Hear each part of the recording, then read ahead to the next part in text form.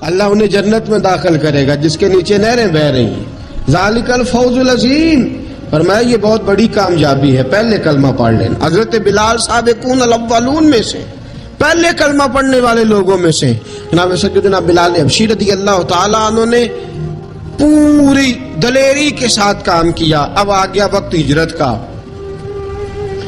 رسول پاک صلی اللہ تعالیٰ علیہ وسلم نے حضرت بلال کو فرمایا بلال تو ہجرت کر جا مدینے کی طرف، چلا جا. حضرت بلال نے عرض کی حضور میں غلام ہوں، خادم ہوں، ہر حکم ماننا میری ڈیوٹی ہے، لیکن ایک عرض کرنی ہے صرف. حضور نے فرمایا بلال کرو. کہا یا رسول اللہ آپ مدینے آئیں گے نا؟ آپ آئیں گے مدینے؟ رسول پاک صلی اللہ علیہ وسلم مسکرا پڑے. فرمایا ہاں میں بھی آؤں گا. کہا حضور بس ٹھیک ہے، بتائیں کب جانا ہے، بس اتنی سی بات ہے. آپ آئیں گے نا؟ حضور نے فرمایا آؤں گا. کب ٹھیک ہے بتائیں کب جانا ہے. سرور کون مکان سیاح لا مکان صلی اللہ تعالی علیہ وسلم نے فرمایا بلال یہ 16 مرد عورتوں بچوں پر مشتمل 16 لوگوں پر مشتمل یہ قافلہ ہے. اس قافلے کے اوپر تجھے میں امیر مقرر کرتا ہوں، تو ان کو لے کے جائے گا مکے سے مدینے.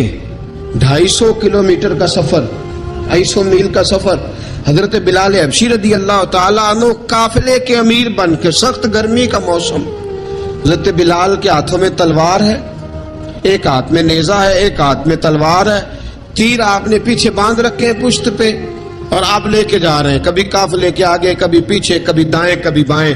وہ عورتیں اور بچے ذرا پریشان ہوتے تو حضرت بلال فرماتے پریشان ہونے کی ضرورت نہیں، ہمیں مصطفیٰ کریم نے بھیجا ہے، ہمیں نبی اکرم صلی اللہ علیہ وسلم نے بھیجا. میرا یقین بڑا مضبوط ہے اور میں نبی پاک صلی اللہ علیہ وسلم نے بھیجا، فکر نہ کرو چلو.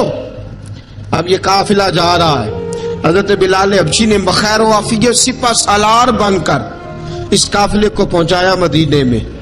اب مدینے پہنچا کے سارے لوگ مدینے والے مدینے میں لگ گئے اپنے اپنے کام.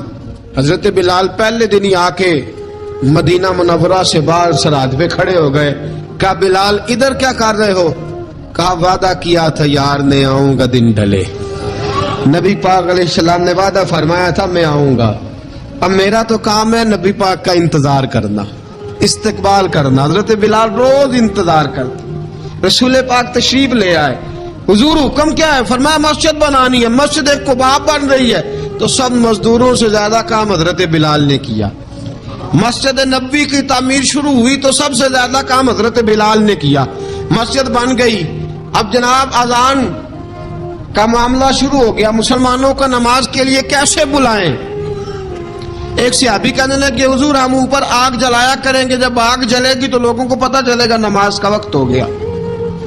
ایک نے کہا ہم بڑی دف منگواتے ہیں، دف بجائیں گے، نماز کا وقت ہو گیا. حضور نے فرمایا جاؤ صبح فیصلہ کریں گے. رات سے صحابہ سوئے. حضرت عبداللہ ابن زید رضی اللہ تعالیٰ عنہ اور حضرت عمر فاروق رضی اللہ خواب دیکھتے ہیں. خواب میں کوئی اذان پڑھ رہا ہے، اللہ اکبر اللہ اکبر اللہ اکبر اللہ اکبر. اذان پڑھنی چاہیے نا؟ کیا خیال ہے آپ کا؟ اذان آنی چاہیے نا؟ میں ویسے معذرت کے ساتھ کبھی کبھی ایسا ہوتا ہے کہیں جماعت کرانے لگے نا تو کسی سے کہنا تکبیر پڑھو تو ایک دوسرے کو کہنا شروع کر دیتے ہیں تو پڑھ. میں اپنے استادوں کے پاس جب ہم پڑھتے تھے حضرت اویسی صاحب رحمۃ اللہ علیہ کے پاس تو ہم پڑھ رہے تھے، سبق تھوڑا رہتا تھا، دیر ہو گئی کلاس کو تو ایک لڑکا آیا تو استاد کہنے لگے اذان پڑھ. کہنے لگا جی مجھے شرم آتی ہے. تو استاد فرمانے لگے یار میں تو بڑا بشرم ہوں، 40 سال ہو گئے اذانیں پڑھ رہا ہوں، تمہیں شرم آتی؟ بڑا بے شرم ہوں، 40 سال سے اذان. کہنے لگا نہیں جی وہ والا معاملہ نہیں. فرمانے لگے یار گالی نکالتے وقت شرم آنی چاہیے، کسی کو برے لفظوں سے یاد کرتے وقت، کسی کا گلہ کرتے وقت، غیبت کرتے وقت، چغلی کرتے وقت، جھوٹ بولتے وقت، دغا اور فریب اور فراڈ کرتے وقت شرم آنی چاہیے. تجھے اذان دیتے وقت شرم آ رہی ہے؟ یہ ہمارا حال ہے. اذان آنی چاہیے، مشکل کام نہیں، سیکھنی چاہیے. میرے نبی کریم صلی اللہ علیہ وسلم نے فرمایا جس نے 40 دن تک اللہ کی رضا کے لیے 5 وقت کی اذان پڑھی، 40 دن صرف، فرمایا اللہ اس کے پچھلے سارے گناہ معاف فرما دے گا. اور فرمایا قیامت کے دن سب سے لمبی گردنیں مؤذنوں کی ہوں گی، اذان دینے والوں کی گردنیں اور قد لمبے ہوں گے۔ یا رسول اللہ پھر؟ فرمایا وہ لائن بنا کے جنت میں جائیں گے۔ فرمایا جب مؤذن جنت میں جا رہے ہوں گے تو سب سے آگے آگے میرا بلال ہوگا، سب سے آگے آگے مؤذنوں کا قائد اور لیڈر میرا بلال ہوگا، حضرت بلال حبشی رضی اللہ تعالیٰ عنہ۔ اب آزان کوئی کہنے لگا یہ کریں، کوئی کہنے لگا وہ کریں۔ اب حضرت عمر خواب دیکھتے ہیں کوئی اذان پڑھ رہا، عبداللہ ابن زید خواب دیکھتے ہیں کوئی اذان پڑھ رہا۔ اب جب یہ آئے آ کے سویرے حضور کو خوابیں سنائی، حضور اس طرح سے اذان پڑھی ہے۔ فرمایا جس طرح کی تمہاری خواب ہے نا، اسی طرح میرے اللہ کی رضا بھی ہے۔ حضور اذان پڑھے گا کون؟ فرمایا بلال پڑھے گا۔ حضرت بلال کی آواز میں لکنت تھی، اشہد نہیں کہتے تھے، اشہد کہتے تھے، لکنت تھی۔ حضور نے فرمایا بلال کا اشہد بھی اللہ اشہد بنا کے قبول فرماتا ہے۔ لوگوں نے کہا حضور بلال اذان پڑھے گا؟ حضور نے فرمایا انشاءاللہ یہی پڑھے گا۔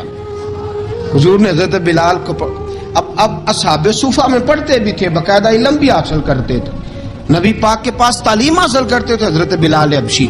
اب حضور نے فرمایا بلال یہ اذان کے لفظ ہیں تو اذان پڑھا کرے گا۔ جناب بلال حبشی کو اذان سکھا دی اور رسول پاک صلی اللہ تعالی علیہ وسلم نے فرمایا چڑھ جا مسجد نبوی کے ساتھ مینارے پہ، چڑھ جا ایک کونے پہ چڑھ کے اذان پڑھ۔ اب حضرت بلال حبشی رضی اللہ تعالیٰ عنہ نے سب سے پہلی اذان تاریخ میں پڑھی، سب سے پہلی اذان 2 مرتبہ حضرت بلال اذان نہیں پڑھ سکے جب تک رسول پاک موجود ہے۔ 2 مرتبہ، ایک مرتبہ تو مدینہ منورہ میں کسی وجہ سے حضرت بلال اذان نہ دے سکے، ایک مرتبہ تبوک سے واپسی پہ سو گئے۔ حضور نے فرمایا بلال تیری ڈیوٹی ہمیں جگانے کی، حضرت بلال خود بھی سو گئے۔ سویرے جب اچھی طرح سے سورج چمکا تو رسول پاک کی آنکھ کھلی، حضرت بلال کو حضور نے آواز دی، جناب بلال چونک کے اٹھے۔ فرمایا تجھے کہا تھا جگانا ہے؟ یا رسول اللہ ساری رات جاگتا رہا، جب جاگنے کا ٹائم آیا تو سو گیا۔ میں نے کہا میں ذرا کمر سیدھی کر لوں، حضور بس لیٹا ہی ہوں تو آنکھ لگ گئی، ٹیک لگائی ہے بس میں نے، پتھر کے ساتھ آنکھ لگ گئی۔ حضور نے فرمایا چلو پڑھو اذان۔ حضرت بلال نے اذان پڑھی اور سورج چمکتے میں رسول پاک نے نماز ادا فرمائی۔ عزیز دوستو حضرت بلال حبشی نے ہمیشہ اذان پڑھی، ہمیشہ۔ نبی کریم صلی اللہ تعالی علیہ وسلم کے صحابہ ایک دن حضرت بلال سے کہنے لگے بلال تو ساری زندگی اذان پڑھتا رہا، مزہ کب آیا اذان پڑھنے کا؟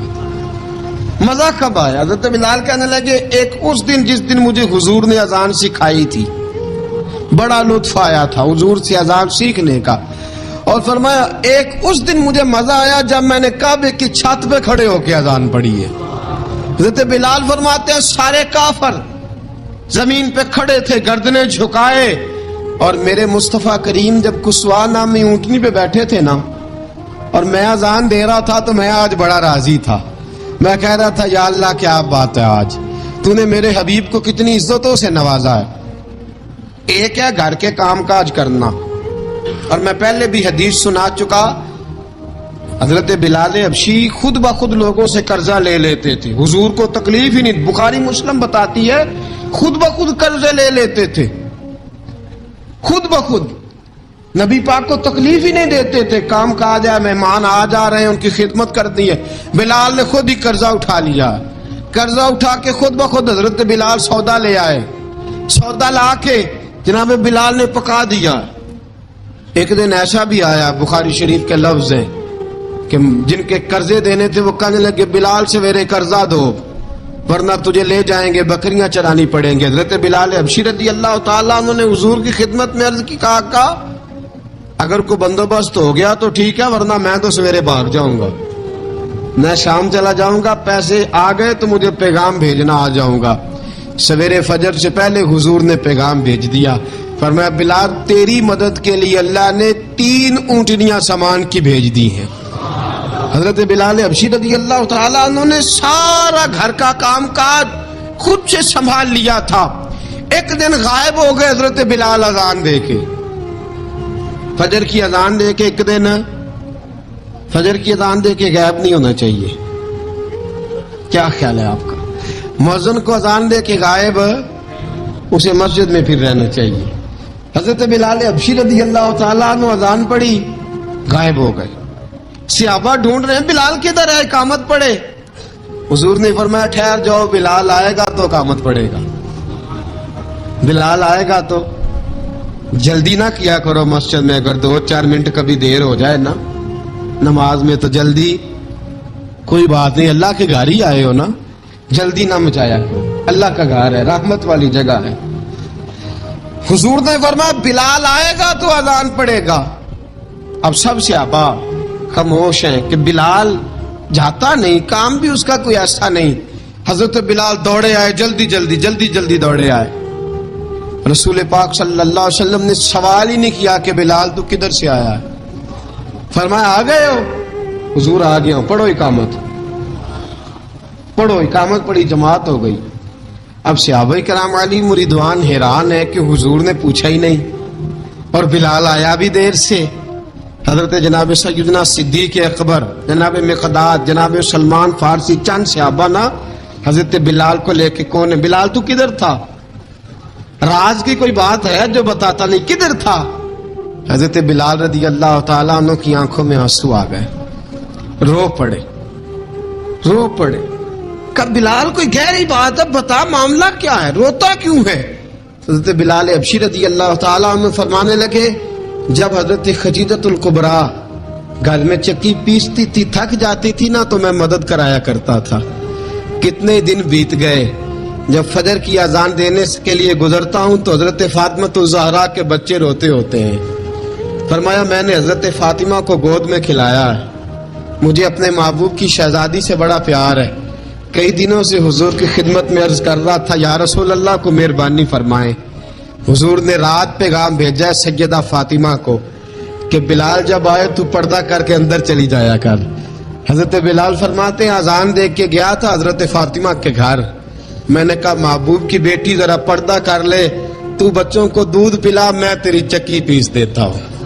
حضرت بلال حبشی کی آنکھوں میں آنسو رو کے بتلاتے ہیں. فرمایا سیدہ طیبہ طاہرہ حضرت فاطمہ الزہرا, میرے حبیب نے پتہ کیا فرمایا؟ فرمایا جس نے فاطمہ کو راضی کیا اس نے تو مجھے راضی کیا.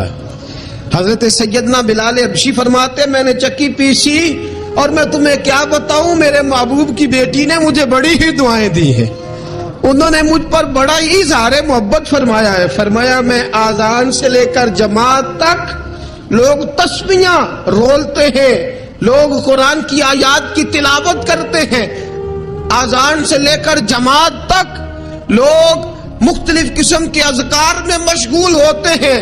فرمایا میرا ذکر سنو, میری تلاوت سنو, میرا وظیفہ سنو. میں آذان سے لے کر جماعت تک محمد عربی کی بیٹی کی خدمت کرنے چلا جاتا ہوں. رسول پاک صلی اللہ علیہ وسلم کی شہزادی کی چکی پیس کے آیا. حضرت بلال نے اس انداز میں, بدر کی جنگ لگ گئی, بدر کا مارکا, حضرت بلال کے ہاتھ میں تلوار ہے, کہا میں لڑوں گا, پورا جہاد کروں گا. امیہ بن خلف جو بڑا مارا کرتا تھا نا, وہ دوڑ رہا تھا اپنے بیٹے کو لے کے, آگے کچھ صحابہ کھڑے تھے, وہ قریب سے گزرنے لگا. حضرت بلال نے فرمایا ذرا پکڑنا امیہ کو, یہ مجھے مارا کرتا تھا, ذرا پکڑنا, نہ جانے نہ دینا. امیہ کو صحابہ نے روکا. حضرت عبد الرحمن ابن عوف نے پکڑ کے ایک زور سے گھونسا مارا, ادھر جا کے گرا. حضرت بلال تلوار لے کے کھڑے ہیں امیہ کے سر پہ. کہا امیہ میں تجھے نہیں کہا کرتا تھا اللہ میرے مصطفیٰ کو بڑی عزتیں عطا فرمائے گا؟ میں تجھے نہیں کہا کرتا تھا کہ خدا ہمیں غلبہ دے گا؟ هو الذی ارسل رسولہ بالہدی ودین الحق لیظہرہ علی الدین کلہ. میں نہ کہا کرتا تھا کہ اللہ اس دین کو ہر دین پہ غلبہ دے گا, اور میں دیکھ اللہ نے ہمیں عزت دے دی, دیکھ تو ذلیل کر دیا گیا. حضرت بلال نے مارا, گردن اڑا دی. حضرت ابوبکر صدیق پیچھے دیکھ رہے تھے, دوڑے ہوئے آئے, کہا بلال مبارک ہو, بلال مبارک ہو, آج تو تیرے سارے بدلے پورے ہو گئے. حضرت بلال نے سجدہ شکر ادا کیا. میرے دوستو بڑی باتیں ہیں جناب بلال کی کرنے والی. یہ وقت ساتھ نہیں نہ دیتا کسی کا, یہ رک جاتا ہے, یہ کہتا ہے کہ بس اب رک جاؤ, وقت ہو گیا آگے گزرنے کا. حضرت بلال حبشی رضی اللہ تعالیٰ عنہ رسول پاک کا وصال ہوا نا, حضرت بلال نے منہ سے لفظ ہی کوئی نہیں ادا کیا.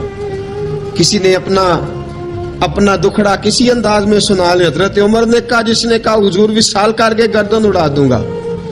حضرت عثمان غنی نے کہا خبردار کوئی مجھے آ کے نہ بتائے کہ مصطفیٰ وصال کر گئے.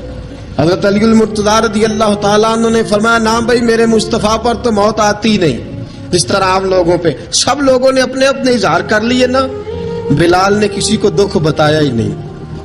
ایک کونے میں بیٹھ کے نا حضرت بلال اکیلے آنسو بہاتے رہے, کسی کو بتایا ہی نہیں, اکیلے روئے.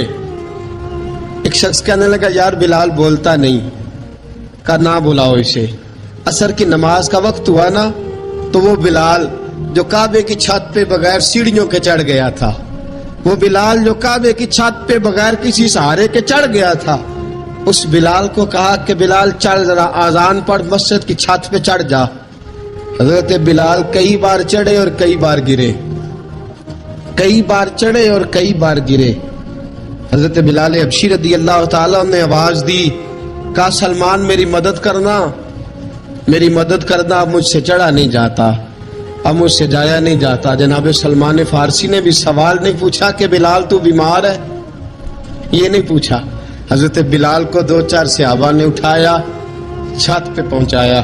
بلال نے اذان شروع کی. جب کہا نا اللہ اکبر اللہ اکبر, وہ آواز جس میں بڑا سوز ہوتا تھا, بڑی درد, بڑی بلندی ہوتی تھی, بڑا جوش خروش ہوتا تھا, آج